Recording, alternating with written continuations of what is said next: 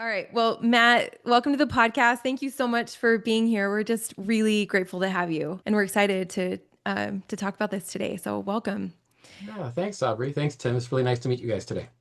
One of the things that we try to come back to again and again on the podcast is this idea that we are the church, that we're all a part of this community that is the church, and so we're part of what a part of its shape and a part of its future, and so it feels like this book about the lifting of the priesthood temple ban, this really hard piece of our history. It feels like your gift was helping us to see this in a really honest way so that we can actually do something to move forward and root out racism. It feels like the tidier we tell this story, the harder it is to really get down to the roots of what needs to be healed and fixed. So we're really grateful for the clarity that this project has gifted us. And I want to just ask you, when you look back at the beginning of your research, what first of all, what drew you to this particular topic? And then what did you begin to see as the questions that needed answering, that still needed answering after all of these years? Well, serving a church mission. So I grew up in Maine, and the I served a church mission in Idaho in the late 80s, early 90s. And I look back where I'm at now when I wrote this book, and I think, what did I say to people? Hmm. And I don't remember telling any Black person that they were cursed or that they were less valiant in the pre-existence. I mean, that just didn't make sense to me. That just seems so nonsensical. Hmm. But I do remember having a very pointed conversation with one of my missionary companions in Pocatello, Idaho. He came across Bruce McConkie's Mormon Doctrine, so Elder McConkie's Mormon Doctrine, and it was still in print at the time. Just for your audience, it didn't wasn't removed from print until 2010. And so in my case, it was still in circulation at Desert Book and other places. My companion had a copy and he said, "We're teaching a Black man now, and we're just going to have to give him the tough love." And he holds up Mormon Doctrine. And I knew a little bit what was in there, but I thought, oh no, this won't go well. I thought about it then, I struggled with it. And as I got older and became a professional historian, um, those questions lingered with me all these years, particularly one that I still get really frustrated with today when people say stuff like, we don't know why the ban existed. Hmm. We've got good documentation. Brigham Young said in 1852 that Black people bore this divine curse. When Bruce McConkie wrote this book and called it Mormon Doctrine and talked about this divine curse, he knew. And so as a historian, I contextualize that question in my book. When was it first used? It was a public relations line in 1969, as I write. That's the first time the church had used it. It was just to sort of get the critics off their backs. We don't really know why this ban happened. And sadly, to this day, there are some people, not all, but some people still claim that we don't know why. And it's just not defensible. I always tell people, I get asked this all the time. I have mission presidents who call me, what do I tell my elders? Tell them the truth. That's simple. The truth is that Brigham Young taught these horrible things about Black people. Acknowledge it. Acknowledge the context in which he taught it. Doesn't make it right. And then if you want to, really come full circle with it, talk about just briefly the race and priesthood document today, which is on the church's webpage, which the church has denounced all of those teachings. Hmm. So the Yeah. focus today is not so much whether Brigham Young did or didn't do these things. He did do them. Let's own it. Let's own it. But let's focus today where we're at, which is the church doesn't believe that Black people bear this divine curse, that they no longer teach that Black people were fence sitters or less valiant and all of that stuff that would offend our modern sensibilities. So acknowledge it, own it. And I think that people are really forgiving. That's just my optimism. But Yeah. when you sweep it under the rug, that's insufferable. Or when you claim we don't know, when we've got an abundance of evidence, we do know. And let's Yeah. let's just own it. I think for me, what comes up is I understand the appeal of the "we don't know" line, because if we don't know, essentially what we're saying is we're actually attributing this to God, because God's ways, we're saying, are somewhat inscrutable. They're higher than our ways. There may be reasons that we just don't understand. And I think if we accept that we do know, then the finger moves from God down to someone else, like Brigham Young, for instance. And we have to acknowledge in that case that Brigham Young was a racist, and that simultaneously in the church we're referring to him as a prophet, seer, and revelator. The second in the line of succession after Joseph Smith. And I think this series of dominoes starts to fall where it's like if someone in that position can get this so wrong and hurt so many people over so many decades, then there's another domino, which is because I no longer understand what it means to have a prophet, maybe the other stuff starts to fall apart as well. And so we don't know becomes sort of like a way to just kick that can and not worry about the rest of those dominoes. What would you say to people that find some appeal in that argument for those reasons? Well, those are real reasons. And when the church says that prophets are they're fallible, I mean, this is what we're talking about. It's not healthy as an institution to acknowledge that the church leaders are fallible, but then when you bring up something that deserves to be brought up and discussed, to shut it down. And Yeah. this is one of those healthy discourses, I think, that needs to happen in the church. And Brigham Young, he's a prophet, seer, and a revelator, and he screwed up on race. And I want to be clear about something too, that we can't always, or we can't or shouldn't say that, just everyone was racist back then and give them a free pass. The truth is that not everybody was racist in the 19th century. There are people that came to reckon with owning slaves, and they felt it was morally wrong, and they freed them. There were abolitionists, many of whom were evangelicals, which is really interesting, right? Progressive evangelicals at the vanguard of freeing slaves. And also, to take it one step further, if you look at some of the views that Brigham Young taught about race and compare it to Joseph Smith, they're worlds apart. Yeah. How did Joseph ordain Elijah Abel? And then all of a sudden in 1852, no one questions that Brigham Young is saying that this is our doctrine. Let me give you maybe a different way to look at the same question, which is when did the church know that this went Yeah. down? Yeah. When did they know that Black people were ordained to the priesthood under Joseph Smith's leadership? Because the church acknowledged all of this for the first time in 2013. In 1922, an assistant church historian named Andrew Jensen wrote this 5-volume biographical series on personalities in church history. And he included a little section on this guy named Elijah Abel. And he said that he was a colored man who held the priesthood.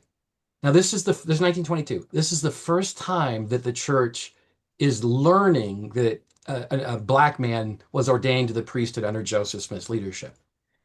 And as you can imagine, it sparked a plethora of questions. They started to flood church headquarters with letters. They would, depending on who it was, whether it was David O. McKay, the church president, or Harold Lee, a senior apostle, or Joseph Fielding Smith, they all gave different answers. So I'm not saying they're being duplicitous. I'm just simply suggesting they're trying to figure out in their own mind how this happened. For the most part, they would say something like, it was a mistake. It should never have happened. They don't have any evidence that this is a mistake. They just can't reconcile it with the ban. And I want people to experience empathy as much as possible, both for Black members and biracial members, and also for the leaders. How does it look from their shoes? And so they've inherited this doctrine, or that became a doctrine, and they never felt that they had the right to overturn it because it came from Joseph Smith. They believed. We now know that's not true, but they believe that. And so this is the prophet of the restoration. And if he's the one that put the ban in place, who are we to change it? That's how they thought. And which I should just say parenthetically, which makes Spencer Kimball's leadership all the more extraordinary, right? That he had the chutzpah to take on this. So Elijah Abel leaks out in 1922, and it blows up on steroids by 1959, 1960, when Gerald and Sandra Tanner, two former members of the church, they publish it, and now members are reading about Elijah Abel's priesthood ordination. They also went to the church archives. They're amazing what they could find.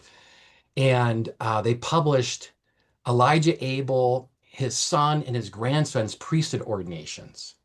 Anyway, the grandson's really light-skinned, and so he's passing as white to hold the priesthood, and the bishop who ordains him in Logan does not know he's ordaining somebody with, African ancestry.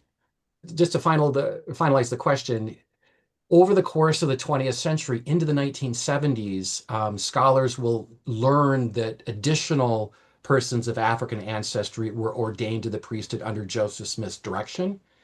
And depending on who you talk to and how you count, you can find either maybe 4 or 5 priesthood brethren of Black African ancestry, maybe even 7. Um, anyway, the point is that it's hard to really say that Elijah Abel was an exception to the rule if you have 6 others. At some point, you have to then ask, well, maybe there wasn't a rule. Yeah. And Brigham Young decided that he knew about these Black men being ordained, and that's going to be jarring to hear. He was okay with it until 2 of the Black brethren married polygamous white wives, and that sent Brother Brigham to the moon. So polygamy was reserved for white Latter-day Saints. We don't usually talk about it that way, but it's true. And when these 2 Black brothers took white women as wives, that's the context which he gave this territorial address to the Utah Territorial Address in 1852. That's the first time where he acknowledges publicly that there's going to be a ban on the priesthood and the temple. Yeah. I'm curious. I mean, well, I have one clarifying question first and then sort of a real question, but just to establish this, people generally with darker skin tones of various descents, the ban did not apply to them. This was specifically for people of Black African ancestry, correct? Yeah, that's Tim, that's where it creates a problem, right? Because if you're in Fiji and you're a Fijian and you've got really dark skin, well, Fijians were at first thought to derive from sub-Saharan Africa, and then later on President McKay changed his mind and said no, they could be ordained to the priesthood. So you have these dark-skinned Fijians, passing the sacrament, bishop, stake presidents, and then you've got this blonde-haired, blue-eyed white dude who discovered that he had a slave in his ancestral line, 10 generations back. And that's hard Yeah. for Latter-day Saints to hear because it's not based on skin color, it's based on ancestry. Right. And there was for a long time, was it Brigham Young that had the one drop quote? It was interesting because as I read your book, I went back because I looked at my own ancestry, and there's about 3% between Nigeria and Somalia. I was like, okay, so based on the one drop, I actually wouldn't have qualified. But there was also a part in your book with fractions where people would actually say, are you 132nd? Are you 164th, et cetera? Am I remembering that correctly? You are, yeah. Think about how silly that is, right? After the Yeah. American Civil War. So the one drop rule starts in the 1830s. They're just trying to keep slaveholders from having intimate relations with their slaves. So they're creating this racial boundary that's completely bogus. And then after the American Civil War, they add to it. So it's not just the one drop rule, depending on who you are. Like the United States Census will use the one drop rule to define a quote unquote Negro in 1930. But other states will use these fractions, like you noted, Tim. Those are all devised after the American Civil War to justify segregation. That's really what it Yeah. means. Okay. So I'm really interested in this period where I think largely during David O. McKay's presidency, where there start to be whisperings maybe that the ban might be, and I assume there were whisperings all along, but like maybe could be lifted one day, and that there's starting to be more and more tension. Specifically, the interesting part for me was that behind the scenes, among the brethren, the top leaders of the church, in the Quorum of the 12, there's actually tension and disagreement. And the way that you have it in your book is there are sort of like 3 factions. I think you call them progressives, moderates, and hardliners. And it is largely that tension that defines that period for me as I read. And so I'm curious if you wouldn't mind sharing a little bit more about that. It could be anecdotally or just like what was happening in the 20, 30 years leading up to the eventual lifting of the ban. Well, there's a lot going on. I mean, just in short order, here they have this after World War II, the church wants to globalize. But yet you can't globalize if you've got the ban in place because you can't go into sub-Saharan Africa. And they tried an experiment in the early 60s with Nigeria, and it failed miserably because Nigerians, they want to run their own churches. They don't want white missionaries from Utah running their churches, right? So there's that barrier that precludes the church from fulfilling its scriptural mandate to globalize, to bring the gospel to every kindred, nation, tongue, and people. There's that. There's the difficulty of going into a heavily and multiracial country like Brazil and just finding people from, German or European origin whose lineage is certain versus the northern part of the country where it's more predominantly Afro-Brazilian. So they're ordaining people to the priesthood and allowing these temple rituals to go forward, sealings, for example, knowing that these people have the one drop. They know this, they're told this. And depending on who the person is, depending on who the church leader is in Salt Lake, they either turn the other way and pretend that they didn't receive that letter, or they take action and have the bishop, for example, in Brazil, stay his hand from practicing his priesthood if it's been determined that he has an African ancestor. So they're hearing all of these things. And then lastly, this is something that was really important to me in my book, is that it's easy to talk about policy, right? You make policy or you create some new doctrine, but it's quite another to see how that policy or doctrine affects real people. And when I got access to Spencer Kimball's diaries, I'm the first and probably to this day only scholar who's seen the unredacted diaries. They're heavily redacted now, but I've seen all of the unredacted stuff, and it's interesting. He was a really good diarist. And what struck me from reading his diaries was when he was an apostle in the 1950s, and he's visiting Brazil and as a presiding authority, and all of these young men and even fathers, they go up to Elder Kimball afterwards and they say, the young men would say, Elder Kimball, we want to serve a mission. We love the Lord. We want to go, but we can't. And the father, of course, would say, Elder Kimball, I'm a tithe payer. I do everything that's asked of me. I want to be sealed to my family. And he goes home that night in his hotel room and he writes these long passages. He said, is this right? Are we doing the right thing here? And his heart bleeds for these people because all they want to do is to serve the church, do what's asked of them. But yet this odious ban prevents it. And so you can see how it affects them very viscerally. You also see it with someone like Joseph Fielding Smith. I tell this story in my book, but it's really a powerful story because he's the biggest hardliner who opposes the lifting of the ban. And Joseph Fielding Smith had this experience when he was in a priesthood meeting, and this institute instructor named T. Edgar Lyon had approached Joseph Fielding Smith, the presiding authority, before the meeting, and he said, President Smith, who is now the president of the Quorum of the Twelve, he said, President Smith, one of my former missionaries, he was the president of Norway, mission president. He said, one of my former missionaries just discovered that he has African ancestry, and he's supposed to get married in the temple next week. And he also has a brother who's a bishop, a brother who's a stake president, and a brother who's in a high council. And without batting an eye, Joseph Fielding Smith said, what are you talking to me about? You're asking me what you should do? You know, our teachings are clear. Tell this young man he can't get married in the temple. And so you can imagine that T. Edgar Lyon went back dejected. After the meeting, about an hour and a half later, Joseph Fielding Smith motions T. Edgar Lyon back up to the stand, uses his hand just like this, motions him up. And he said to T. Edgar Lyon, Joseph Fielding said, I changed my mind. Don't tell anybody about this, because if this young man tells his fiance and his bishop, then obviously they can't go to the temple, and it will trigger a release from his three brothers in their church callings. He said, don't tell a word. Let it go forward and let the Lord work it out later.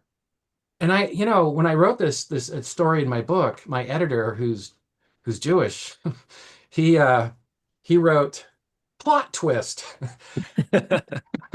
Because at this point, I had been talking about Joseph Fielding Smith's very hardline racist views. And then all of a sudden you get a whole different picture of him. And the point of all of this is that some of the brethren like Joseph Fielding Smith and Spencer Kimball, you really see how this policy affects them so personally and so vividly. And you see them as people, you see their humanity. And so I was really happy to see all of that. And when I read it, of course, I thought I really need to talk about this because this ban affected so many different people in so many different ways. Yeah. Yeah, thank you.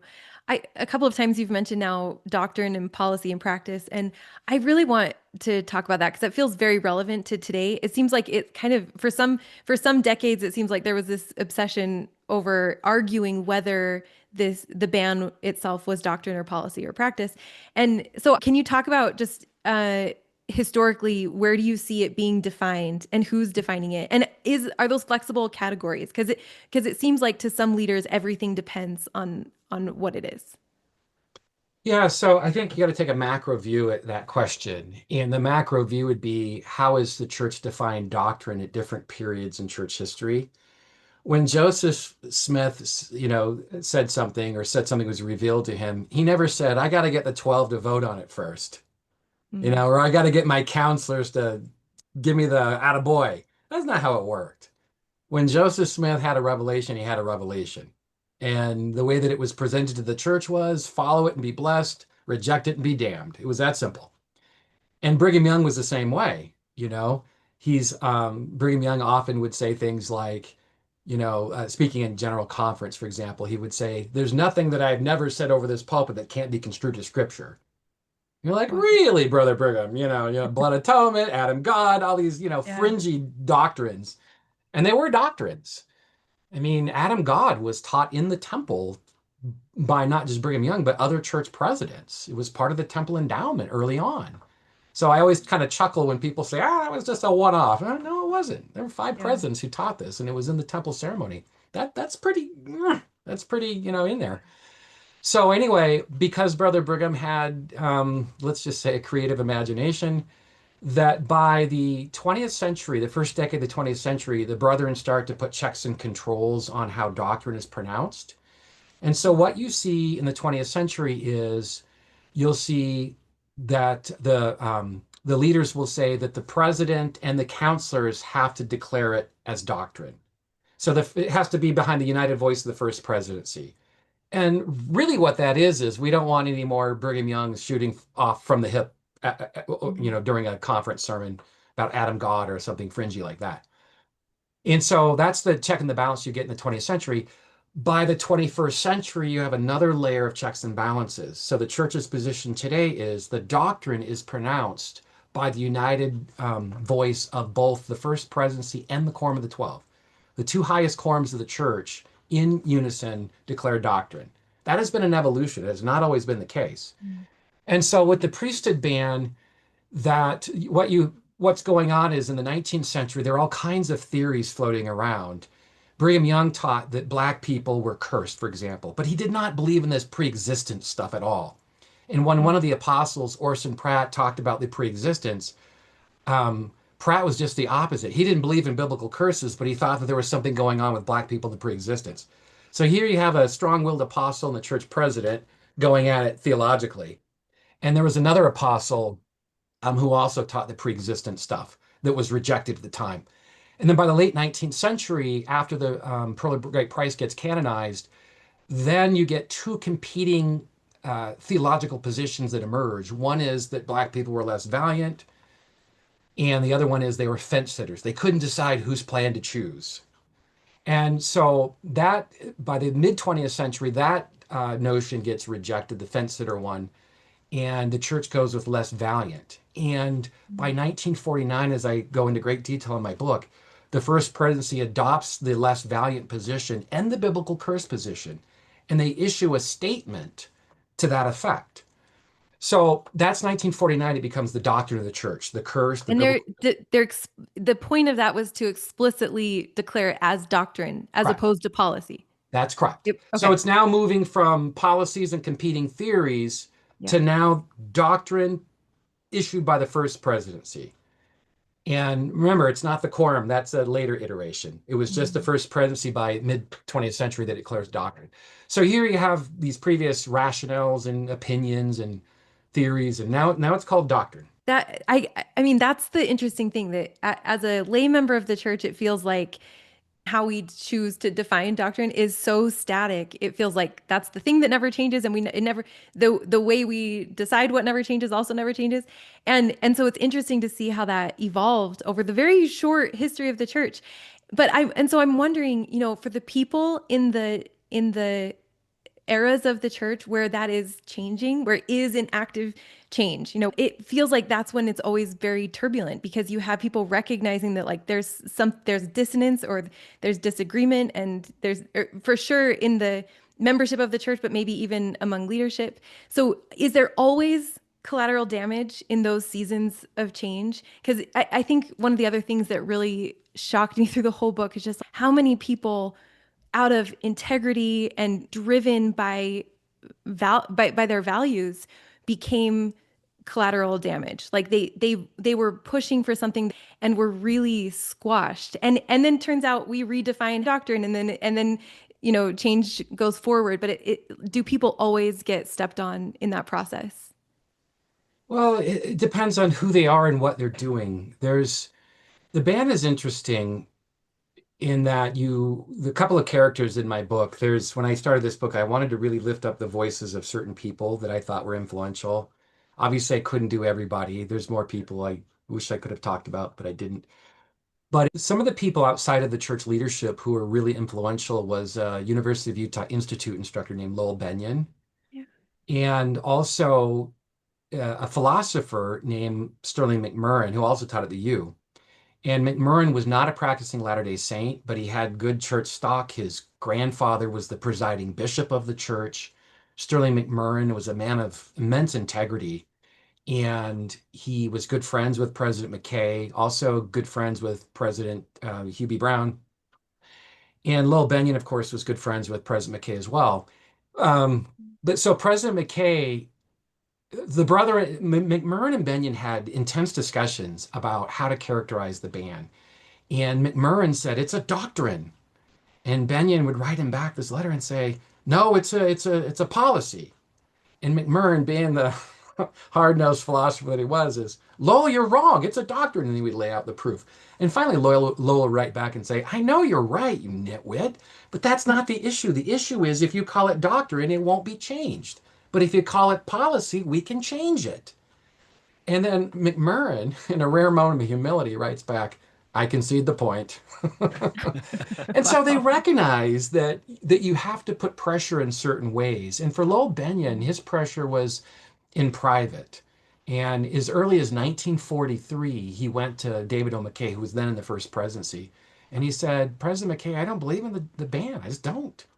In my opinion, it really speaks to President McKay's flexibility and not being so, narrow in terms of what's accepted and what's not. President McKay, the tent was bigger, but Lowell Benyon so confessed his disbelief with the ban in private, and then others were writing these really sharp op-ed pieces in the Salt Lake Tribune.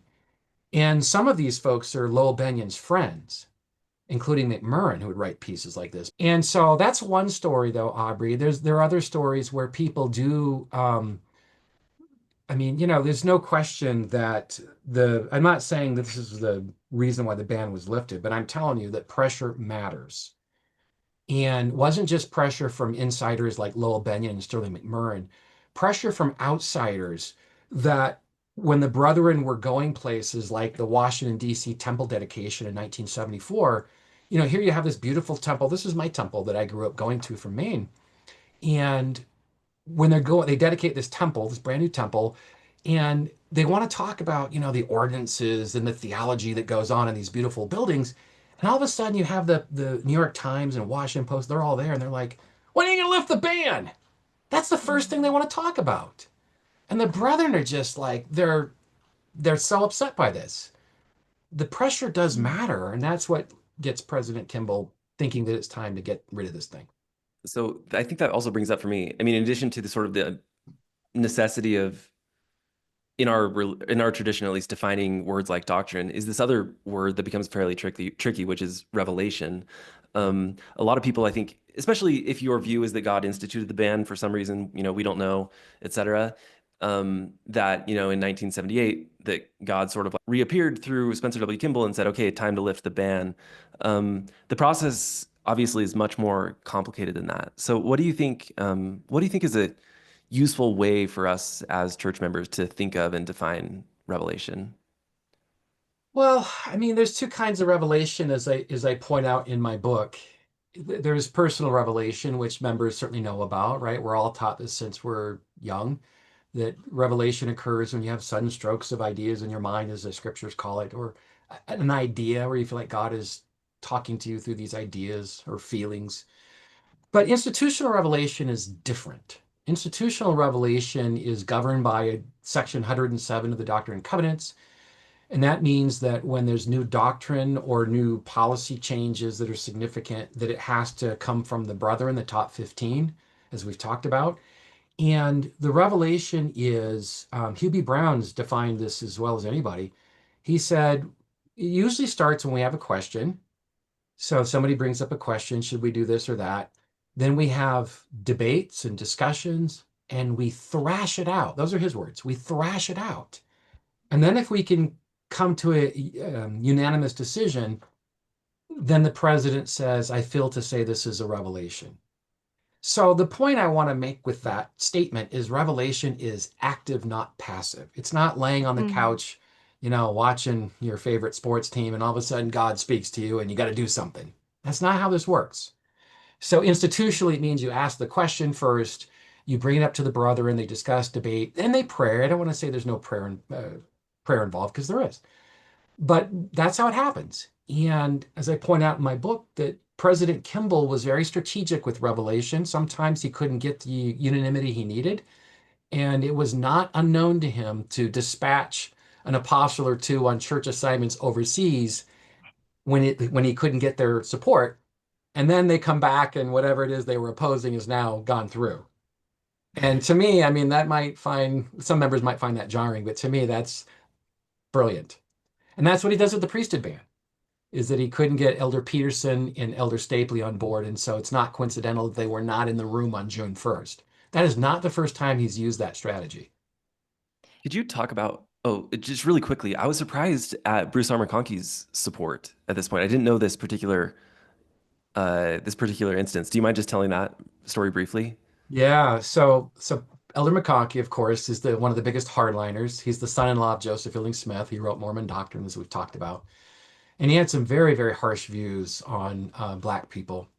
And President Kimball knew that if the ban were to be lifted under his watch, he would have to get Elder McConkie on board first. And I mean, it was, again, brilliance on his part. What he said mattered.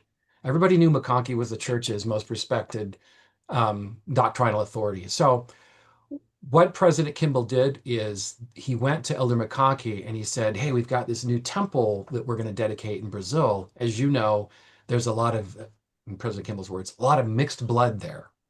And we don't really know how to issue a temple recommend to these folks. What do we do? Now, I laugh, what do we do? Because he knows darn well what needs to be done. Got to get rid of that thing. And Kimball's been having issues about the ban for at least 20 years prior. Anyway, but he asked Elder McConkie, what do we do to make him part of the solution? And so McConkie then wrote a very lengthy memo to President Kimball, a memo that I quote in my book. And he basically says that we should lift the ban because the second coming's near and Black people need to hear the gospel. There's no scriptural impediment to baptizing and conferring priesthood ordination on them, which I found kind of comical, right? Because Mormon doctrine, it talks about all kinds of impediments. But to his credit, he's able to forego what he once said and change and adapt. And he came up with a new theology that, or at least he applied an old theology to a new problem. And he talked about Black people could be adopted into the house of Israel as covenant heirs of Abraham. Those are the covenant lineages through which the priesthood and the church leadership flows.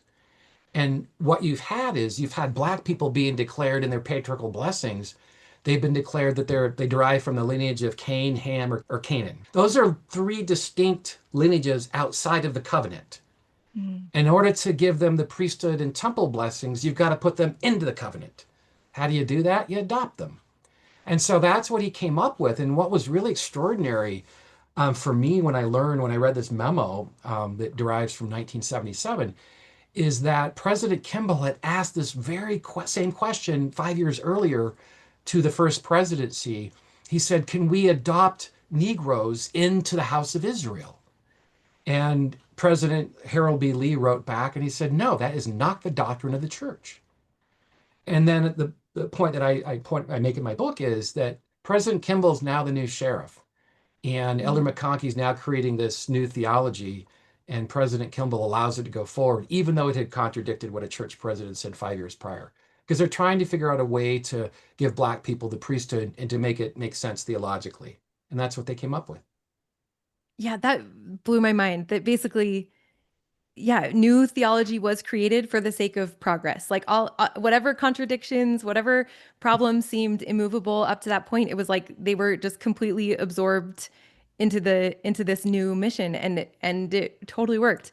And all of this, the whole section about the groundwork, you present evidence that President Kimball was really laying a groundwork in really strategic ways for this revelation to happen. I knew that there were rumblings. I remember hearing from a one of Tim's old BYU professors that he participated in these marches at BYU, and that I didn't know that there were marches at BYU. I remember just being so surprised. Like this was totally the cultural conversation, and so I'm really interested in the ways that the change also started at the bottom. Like in what ways were people who were not in positions of leadership part of this shift? And also, I'd still love to hear what it cost them. There's this phrase you use about you talk about support for the band being a litmus test of orthodoxy. They felt called to help push for change, and at the same time, that was the exact thing that was sort of disqualifying them from having influence, at least explicitly. And it sounds like maybe their influence was felt and it was creating ripples, but that must have been such a difficult thing for both Black and white change makers in our community who were not in positions of power. So I'd love if you could just tell us any more about people Yeah, whose names maybe helped move the needle that were not in yeah. charge. Yeah, a couple that I think come to mind. One is a man named John Fitzpatrick. He was a seminary teacher in the 1950s, so obviously a loyal member of the church. And he wrote President McKay this lengthy letter in 1959, and he told him who he was. I'm a seminary teacher in Utah. He said, I have a hard time understanding this ban. I have a hard time understanding why if it's compassionate. And it seems to contradict certain scriptures that God is no respecter of persons, and 2 Nephi 26:33, that all are alike unto God. So he writes the church president this letter, and Hamer Reiser, the president's secretary, writes him back, and it's kind of a throwaway letter. The truth is, President McKay can't lift the ban because of the hardliners. Mm, And he would lift it if he could, but he can't. He doesn't have the support. Anyway, John Fitzgerald leaves the seminary, his seminary employment, because he can't stay in a church where he doesn't believe in its teachings, or at least the ban. And he made the fateful error of going public with his grievances. He was one of the ones that started writing the Salt Lake Tribune, and the brethren called him in for a church court. mm. And he got excommunicated because, and he Really? wasn't I mean, you guys know there are people who leave the church, and I'm not judging them. I'm not judging them at all. So don't think everybody has their own story and they do what they do for reasons. But some people are angry, right? And they have probably good reason to be angry, for sure. But this guy wasn't an angry guy. He was just simply saying, hey, theologically, this doesn't make sense. Is this what we should be doing as a church? So it wasn't like, the brethren are false prophets, none of that stuff. They were Mm, kind of, in my opinion, fairly innocuous, but pointed criticisms. Anyway, he got excommunicated over it. And that poor guy, never met him. He died, I think, in the early 2000s, but I do know people who knew him. And I've gone through his paper collection at Utah State, so I feel like I know him that way. He mm, died, he was bitter. The church that he loved kicked him to the curb. yeah. There were Black people in the church. I'm going to give you one, a Black Latter-day Saint that I don't talk about much. He's still alive, lives in Canada today. His name is Eugene Orr. He married a white woman in the late 60s. I talk about him a little bit in my book. But Eugene Orr was one of the founding members of the Genesis group. It's a Black support group. Your listeners will know Genesis, most of them will. Mm, And Eugene Orr was a young man when Genesis was formed in 1972. Darius Gray, who's also still alive, who's a friend of mine, was an early founder. And then the leader was a guy that was 15, 20 years older than Darius and Gene. His name is Ruffin Bridgeforth, and he died in the late 90s. They all wanted the priesthood, but yet the difference was that only one of them was willing to lobby for it hard, and that was Gene. And when I interviewed Gene years ago on the phone, I mean, man, he's a firebrand. mm. He's a dude that speaks his mind, no filter, which is awesome. And he's still to this day a practicing Latter-day Saint. But Gene paid a Gene paid a price for his activism, and it got so difficult that when they were pressing for the priesthood in the 1970s, Gene and others, they left the Genesis group because the Genesis group wasn't creating the progressive changes fast enough. Mm. And just to give you one example about Gene's boldness, he was asked to give a fireside in, I think, 1977, and it so happened that his son, his 12-year-old son, was in the room during the fireside, and also, I think the fireside was at Elder McConkey's cousin's house or something, who was a state patriarch. So here's Gene Orr giving this talk at a fireside at Elder McConkey's cousin's home. Elder McConkey himself is there. And 1977, Gene said, pointing to his 12-year-old son, who's got very dark skin, he said, "My son is going to have the priesthood one day." And he looks at Elder McConkey right in the eyes when he says it. But what Gene didn't know is this is 1977. This is just after Elder McConkey had agreed to lift the ban, after, Mm. it's like 3 weeks after he wrote that lengthy memo to President Kimball. So what Gene didn't know is McConkey's already on board to lift the ban. So he wasn't going to give him any resistance. But he couldn't say that Wow. publicly at that point. What do you when you look, I mean, I think when church history felt very simple to me a long time ago, those stories about people who were excommunicated for their activism would have still fit into this paradigm, that these people got ahead of the brethren. And so they were out of line in some ways. But I think your book really makes that feel clear that it was very complicated, and that some of the people who were excommunicated were also very influential. Like they who knows how much they actually did to move the needle and to change the temperature of the conversation. And it's hard. It just creates such a fuller version of the story. But I'm so curious, as you looked at all of these stories and all of the different ways, all of the different types of influence and pressure that the church was experiencing, were there types of approaches that backfired? Because I've heard those stories too, that, like, if Hubie Brown hadn't gone to the Times, then this would have happened sooner. Or, if the church hadn't been sort of publicly shamed for in any number of situations, then they wouldn't have retrenched. And so I'm curious, when you look at all of these in this landscape, were there approaches that you think were actually counterproductive? Well, in Hugh Brown's case, it was counterproductive because he went to the press in 1963. I mean, think about this. He's leaking privileged information the brethren are having in their discussions. And Hugh B I love him to death. I think the world of him. I'm writing a biography of him now, and I'm immersed in his papers every day. When I go to bed at night, I'm thinking about Hugh B. Brown. When I wake up in the morning, I mean, when you're immersed in it, that's what you live with. Hugh B leaks to the press, and that's a mistake. And I mean, I love him to Mm. death, but he fibs about it afterwards when he gets called out. "Oh, I didn't say that." Well, yeah, you did. They have the tape recording. It's right here. And there were two other witnesses that heard it. So he leaked that stuff, and he leaked it later on, 5 years later, a second leak, this time to a different press. And he, I'll tell you, you're going to hear this first. I've never said this before because I haven't talked about this. It's in my Hubie Brown book. But when he leaked it the second time, Harold B. Lee, who was the most authoritative apostle, he came to Hugh B. They used to be close friends. They had a falling out over the ban and other things. But Harold Lee said, "If it's true you said what you said to Lester Kinsolving of the San Francisco Chronicle, if that's true, this will cost your place in the kingdom." Says it right to his face. Oh my gosh. And this is the timing of this is important. It's October of 1969 when President McKay is in a coma. And there's going to be a change in the leadership soon when President McKay dies, which means the first presidency is dissolved. Harold Lee is the one that nudges Hubie Brown out of the first presidency, and he inserts himself in as the first counselor. And Wow. Hugh B had he made a proposal when President McKay went into a coma. He made a proposal. He said, "We've got to bypass Joseph Fielding Smith. He's sleeping through the meetings. He's old. He's cognitively impaired, just like President McKay is. We can't have him. No disrespect to him, but he's too old. We need a younger, more vigorous man." So Harold Lee at that point was 73, and he was looked upon as being the younger, more vigorous man.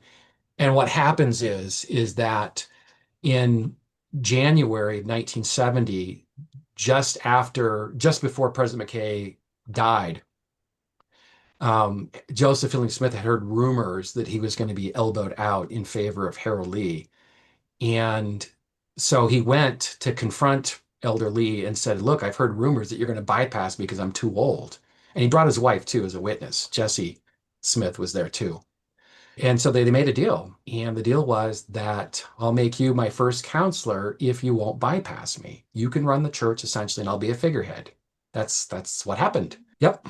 And so Joseph Fielding Smith was 93 years of age, and he was ordained the next prophet, April of 1970. His first counselor is Harold Lee. And I tell this story because Hugh Brown is the one left out. When the music stops and there are three people standing, there's only two chairs. And so he doesn't get the chair, and he has this emotional response to it. But anyway, to answer your question, Aubrey, he paid a heavy price because he gets dropped from the first presidency because of his activism. Yeah. Wow. Yeah. So I'm sorry, Aubrey, did you have something? Well, I just want to, thank you for that. And I still want to know, like, what was it then? Like, what was persuasive? Like, if that made them tighten up and lock down, what were the things, what was the pressure, or what was the persuasion that actually seemed to open hearts? I mean, you have so many beautiful stories. It seems like they're all starting to have personal relationships with Black members of the church and I like, was that what it did? Was that what did it? Like, putting faces and this becoming personal and having real relationships with people they respected? Like, was that the thing that broke down these old ways of thinking? Or was it, like you talk about the Lester Bush article that is published in Dialogue that really breaks down the theological arguments? I'm just so, and then there's all this stuff happening with BYU and with the Brazil Temple and the idea of growth in the church. What was the thing that finally broke the camel's back? I think, well, there's never, only as historians, we like to make things with, multiple variables, but there are certainly more important variables than others. One is Yeah. relationships. Racial justice does not ever occur unless there are relationships involved. And none of these changes would ever have occurred, in my opinion, or at least would have been hard to occur if the Brethren were not associating with Black members and hearing from them and their grievances. And secondly, they start to hear from Black people about the absurdity of, this less valiant nonsense, right? One of my favorite stories that I did not share in this book, but I wish I could have, dealt with a Black man named Monroe Fleming, Hugh B. Brown tried to ordain him to the priesthood in 1969. David O. McKay agreed to it, and then Harold Lee found out about it and put a stop to it. Spencer Kimball supported ordaining this loyal Black brother to the priesthood. Monroe Fleming, this is a story I didn't tell in my book. Monroe Fleming went to Joseph Fielding Smith, and Monroe Fleming worked for the church, so he got to know the brethren. He worked at the Hotel Utah. And he went to Joseph Fielding Smith and he said, now, President Smith, tell me why Negroes can't hold the priesthood. And then Joseph Fielding Smith would take about 15 minutes and go through the various scriptures about curses and less valiance and all this stuff. And of course, Monroe Fleming knows all this stuff. But after Joseph Fielding Smith went through for about 15 minutes of going through these verses, Monroe Fleming said, now tell me again why we can't have the priesthood. That's his way of saying, I don't believe in any of this stuff. This is nonsense. And it's offensive. So the brethren, it's those relationships. It's also they realize the whole foundation of the band it's built on a house of it's built on sand. There's no revelation from Joseph Smith to establish it. And secondly, there's no such thing as a pure white race. The whole notion of this ban is predicated upon an offensive theology, right? There's purity. And we know today that if we go back 200 years or 10 generations, that each of us has one indigenous or African ancestor. We know this because of the Human Genome Project. The brethren didn't know that then, but they do know that Brazil and South Africa in particular are multiracial. And they're hearing from other people where they're ordaining Black and mixed race people to the priesthood. They're hearing people leave South Africa, light-skinned folks who can't get cleared for the priesthood there. So they migrate to Salt Lake where they fit in, and they pass below the color line, as we call it. They know this is going on. And then lastly, they feel the hurt from good members of the church, Black and biracial, multiracial members who want to serve God. They want to go to the temple and be sealed. They want to pay tithes, all of that. But yet this antiquated theology is holding them back. And again, that's why I think Spencer Kimball is so critical. His leadership to the story is because he has the same issues that David O. McKay had to overcome. Even though Joseph Fielding Smith and Harold Lee, two of those big hardliners, are now dead when he's the president, he still has Elder McConkie. He still has Ezra Taft Benson, who's, going to just be honest, hangs out with segregationists, wants to run Mhm. on a ticket with two segregationists. And so reading really white supremacy literature, it's I mean, I don't want to sugarcoat that. So you've got Elder Benson, who's got hard views on race, and President Kimball does have one thing in his favor, and that is the civil rights movement is over. So he does have timing in his favor where President McKay did not. But yet he still has those personalities. And the genius of his leadership is that he meets with the brethren collectively and individually over a period of 4 years to get them to see the wisdom of lifting the ban. And Mhm. finally, on the day of June 1st, he'd been trying for months by this point. And on June 1st, when he brought up the discussion that we want to talk about the ban today and lift it, Elder Benson tried to table the discussion. He said, let's table this, not talk about this. And President Kimball, to his credit, he just said, nope, we're going to do this. And that was his way of saying, we're going to lift the ban today. He had tried to do it in March 2 months earlier, but he couldn't get the buy-in from the brethren, including Mark Peterson and Stapley and Benson. There were three major holdouts. So he won them over one by one. And even afterwards, when they called Elder Peterson, who was in Ecuador on a church assignment, he never supported the ban. But yet, first thing that Elder Peterson asked President Kimball was, did each of the brethren agree to this? In other words, was there a consensus? And once Kimball said there's a consensus, he said that he wouldn't stand in the way. That is Mhm. not a ringing endorsement. And if we go back to Elder Benson for a quick moment, on June 1st, Elder McConkie and Tom Monson and Boyd Packer, those three are the ones that really, really talk to him about, look, this is what the church has to do to move forward. And to Elder Benson's credit, Mhm. he hears them and changes his views. Could you could you talk about the moment where they prayed in the temple and what actually happened there, at least as was described by those who were present? Yeah, yeah. So President Kimball. So let's be clear about something. One of you said earlier something about you grew up hearing, like the rest of us, that President Kimball showed up on June 1 and had this miraculous, and there you have it. I mean, Mhm. that is just not true. That's not how it happened. The truth is he'd been trying to lift it for a very long time. The truth is he had agreed to lift it in the fall of 1969 when Hugh Brown was trying to pressure the prophet to President McKay. The truth is that Kimball made a promise to Brown when Brown died in December of 75. I'll lift the ban now that I'm the president, which begs the question, he was ordained in December of 1973. Why did it take him 5 years? And the answer is he has to get the brethren on board. That's why it took him 5 years. It's not because he was praying, what should I do? He knew what he needed to do. His prayers were refocused on how do I get the brethren to see that this is the wisdom to move the church forward. So that's what he did. And um, he in the spring of 1978 is the time that he really kicked it into high gear. Really kicked it into high gear. He would go to the temple for long hours and pray and meditate, and he would come home and he looked haggard, he looked terrible. And his wife would recognize that there's something bothering him. Mhm. And he wouldn't tell her. He's one of the leaders that kept a tight lip, didn't tell his spouse things. Other general authorities talk to their spouse and children all the time.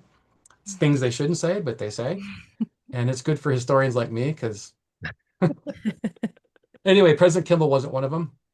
And Camilla Kimball, she called Arthur Haycock, his secretary, and she said, what's going on with my husband? What is going on? He looks terrible. Something's going on. And Arthur Haycock said, I know what's going on, but I'm not at liberty to tell you. You'll know soon enough. That did not satisfy Camilla because there's a secret that she's not a part of.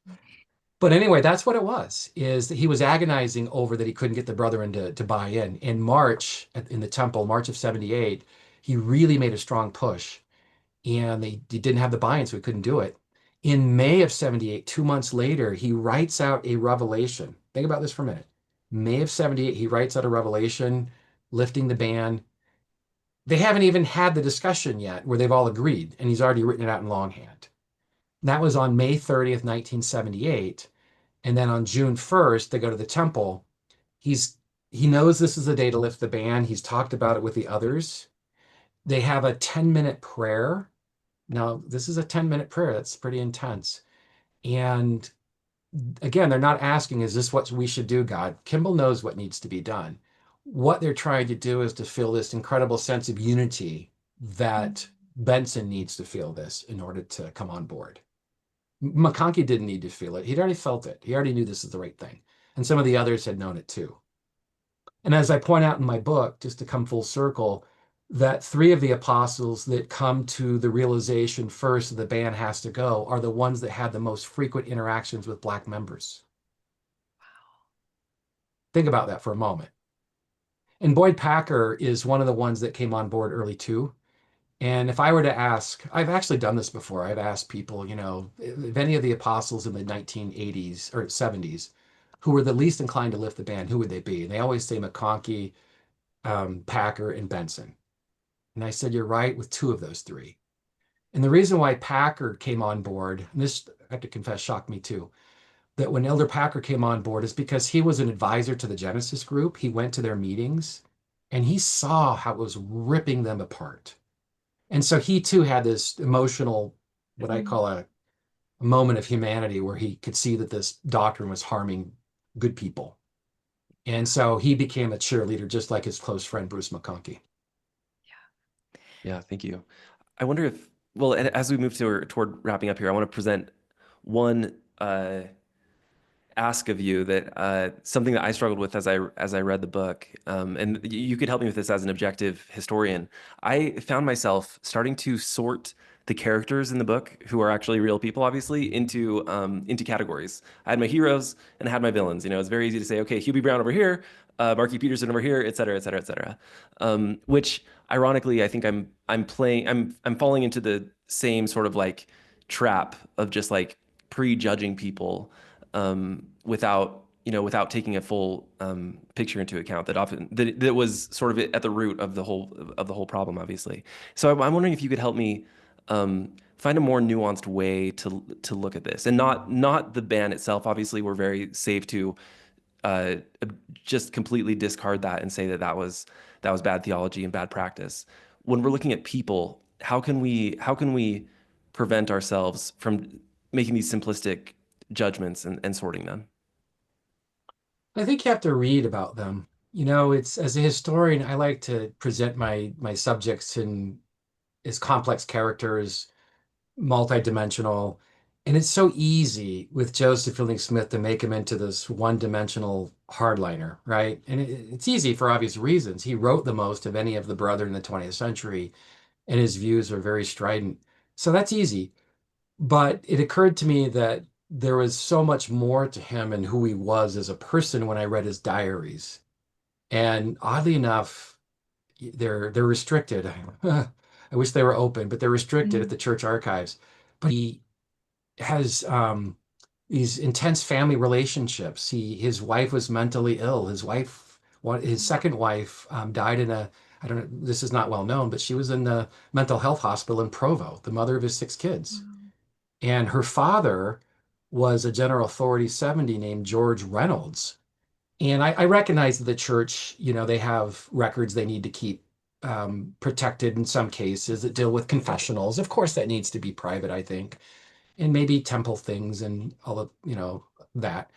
But for him, it makes him more likable. I couldn't write about the multidimensional view of Joseph Fielding Smith and second-class saints because it just wasn't appropriate. But when I did find that story about the mission president approaching him about his Norwegian missionary who discovered he had African lineage, I thought, I'm going to make sure I tell this story. Because to that point, it was one-dimensional. He was this anti-Black leader. And now this is a huge nuance.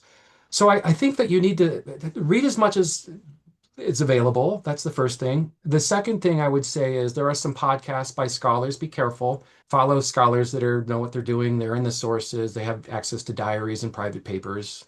Hopefully they're good scholars. They're sensitive and balanced. And the other thing I would say is that always recognize, even though you may see somebody as one dimensional, there's always a second and third dimension to them. And the trick is to try to understand that second and third dimension, even with limited, sources. But there's always more than meets the eye. Even with Elder McConkie, I've been into his papers, and he's like his father-in-law. He's got different sides to him that are really funny and interesting, but you don't see that in his writings or his sermons. Mm. I want to ask you also quickly. You write about how the church sort of takes this, it's almost like a branding route. They decide to start talking about the justifications for the band like it was folklore and rumor, which is really what I thought. I thought this was like, the people in the back of Sunday school coming up with ideas. And so it was really disturbing to hear these quotes coming out of the mouths of leaders and realizing that these were the people who were creating and propagating these ideas so widely. And so I guess I want to hear, first of all, how other churches and institutions dealt with their own racist past, that like contemporary institutions, because I think this is an era that our whole country is reconciling and trying to heal from.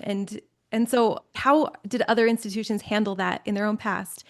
And what else is there for us to do? Like, do you think there needs to be an explicit apology, or are these ways that the church is finding to support causes? Like, is that enough reconciliation? And why? And if not, why?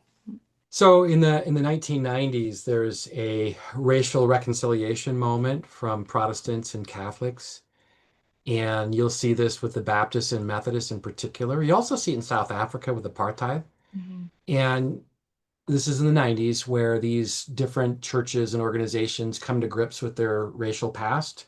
It's kind of a sort of an atonement. And they produced statements in which they acknowledge that they were wrong in supporting slavery, supporting segregation, racism, and they're essentially asking for forgiveness. And so the Brethren are aware of all of this going on in the 1990s from the Methodists and the Catholics and the Baptists, but they obviously don't jump on the bandwagon, if you will, and apologize. So what they've done is they've decided to make friends with Black organizations like the NAACP and also various Black ministers. They've invited just recently Reverend William Barber, a very prominent Black minister, to BYU to give a devotional. Those are all important things. But to people in the Black community or Black communities in the church, I mean, they want an apology. There's no doubt about it. They want an apology. They need an apology, and they argue that the church can't atone for the hurt without an apology. Mm. So there's that. There's also something that's really, really critically important, and that is the Brethren, in my view, have done a good job talking about denouncing racism over the pulpit. They never, ever talked about racism until 2007, until President Mm. Hinckley gave this great sermon. And they realized there's a problem because Black members had told them there's a problem. So that's what led to President Hinckley's wonderful 2007 sermon.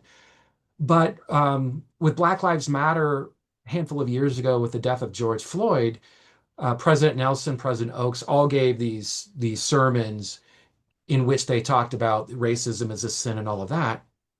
And I quote them in my book, but most of the people that need to hear those sermons don't think that they have a problem. And it's the church's racism today is less theological. We have data on this too. It's not just Mm. Harris here spouting from his chair. We've got data that a younger generation of Latter-day Saints, let's say in their 20s, they don't know much about the Curse of Cain stuff and all that stuff, which is good. They don't Mm. know, they're not being taught in their seminary classes that Black people are cursed because the church issued a statement in 2013. So the racism today is more political racism, and there are different kinds of racism. Most people think that, a lot of people think that, oh, I'm not racist. I don't use the N word, or I don't belong to the Ku Klux Klan or something like that, right? But racism is more subtle than that. And it's also about making the church comfortable for diverse voices. Just little things like if you're a Black person, walking into a church and you see white faces everywhere, white art on the wall. I mean, really? Why don't we put a picture of a young Black man getting ordained to the Mm. priesthood? Now that's getting better. That's getting better, right? Yeah. My mother goes to the Atlanta Temple, and a couple of years ago, she called me just very excitedly. Hey, I just saw this beautiful Black painting I saw for the first time, this Black man ordaining his Black son. I'm like, yeah. It's the way it should be, Yeah. right? Yeah. It's showing this racial sensitivity that frankly has just been missing in the church for so long. And part of it is a reflection on having a homogenous church leadership, whether it's in the Relief Society or the Brethren, right? For a long, I know it's getting better, I get that. But for a lot of years, most of the leaders were from Utah, Idaho, Arizona, right? They're white men from Utah, Arizona, Idaho, and they have a very limited life's experience from those three states. Yeah. So the church is slowly getting there, but that's what needs to happen is to have more racial diversity in leadership and also to have racial sensitivity training in its meetings. And if they do that, I think the members will make the church more inclusive for, people Yeah. who haven't really been inclined to join the church. Yeah. Talk about the gospel topics essay to wrap up, will you? Why was this an important moment? And do you see other positive signs? Like, are there other things that are giving you hope that we're moving as a community in the right direction? Yeah, I think so. So the gospel topics essays, they began in the 2012, 2013. They've been in production for a long time, but essentially they're essays written by in-house church scholars in consultation with other scholars outside of the church employment. And the purpose is to produce artifacts where people can go to on the church website to look at difficult gospel questions. They're good because they allow members to have an official document that they can say, we don't teach this stuff anymore. That's really important. You can say, brother, that's not the doctrine of the church. Look, this is on the church's webpage. On the other hand, they're simplistic. For me as a scholar with the ban, the inspiration is that it was a ban put in place by a person who was part of this culture. And the inspiration is President Kimball recognized that this is what the church needed to do, and he had so many obstacles to lift it, he didn't even think he could do it. That's the inspiring moment of this, is not imputing it to God, because as a lot of Latter-day Saints will tell you, God is not a racist. And then the last thing I would say is that the church, the Brethren had a hard time. They rarely ever talked about all are likened to God, a beautiful Book of Mormon verse, before the ban was lifted. They'd been asked about it, but they simply couldn't reconcile the ban with that beautiful passage of scripture. And so after the ban was lifted, they're quoting 2 Nephi 26:33 everywhere you go, right? Book titles, lesson manuals. So I guess the point of all this, Aubrey, is that the Brethren they're running a global church. People tend to think that because they have an ecclesiastical title, they understand, the nuances of church history. We can't equate titles with knowledge. That's just not how it works. Yeah. Yeah, to me, so much of the story is about our expectations about each of our roles in the church and leaders included. And I think that part is very inspiring to me that, as opposed to sitting back and waiting for the restoration to roll forward, it feels like this reminder that we each have a part to play in this community. And there's something really healing, I think, also about recognizing the pain, like really acknowledging the personal cost that the priesthood temple ban had on Black Latter-day Saints. And I know we'll never completely understand or be able to grasp what the actual cost was, but it was really a gift to get familiar with so many of these personal stories and their discipleship and their faith and the pain that they experienced in the decades that they were waiting and hoping and pushing for change. So we're really so grateful that for this project, that it feels like this is part of our community repentance, that we need to understand this story so that we can root it out all the way and move forward. So thank you so much for all of your work and for the conversation. Oh, thank you, Aubrey. Really enjoyed it. All right, thanks so much for listening. We really hope that you enjoyed this conversation with Matt Harris. You can find his new book, Second Class Saints, anywhere books are sold. And if Faith Matters content is resonating with you and you get the chance, we would love for you to rate and review the podcast wherever you listen. We read all of the reviews and the comments, and we'd love to hear from you. You can also email us at info@faithmatters.org. Thanks again for listening.